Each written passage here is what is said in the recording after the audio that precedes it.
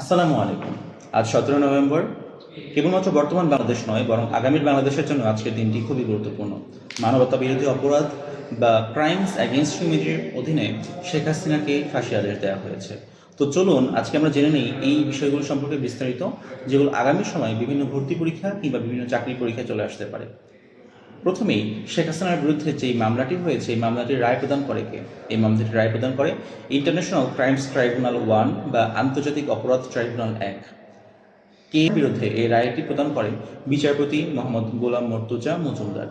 শেখ হাসিনাকে মূলত পক্ষে 5টি অভিযোগের জন্য এই ফাঁসির আদেশ দেওয়া হয়েছে। এই 5টি অভিযোগ হচ্ছে প্রভোকেটিভ স্পিচ বা বিদ্বেষমূলক বক্তব্যের মাধ্যমে জুলাই আন্দোলনকে আরও বেশি ঘনীভূত করা, জুলাই আন্দোলনের সময় মরণাস্ত্র, ক্ষেপণাস্ত্র অর্থাৎ লেথাল ওয়েপন্স ব্যবহারের অনুমতি প্রদান করা, 16ই জুলাই 2024 সালে বেগম রোকেয়া বিশ্ববিদ্যালয়ের শিক্ষার্থী আবু সাইদকে হত্যাকাণ্ডকে সমর্থন যোগানো, 5ই আগস্ট 2024 সালে চানখারপোলে 6 জনকে গুলি করে হত্যাকাণ্ড এবং 5ই আগস্ট 2024 সালে সাভারের আশুলিয়ায় 6 জনকে হত্যাকাণ্ডের জন্য মূলত পক্ষে এই রায়টি প্রদান করা হয়। এই রায়টি যে কেবলমাত্র শেখ হাসিনার বিরুদ্ধে প্রদান করা হয় বিষয়টি তেমন নয়।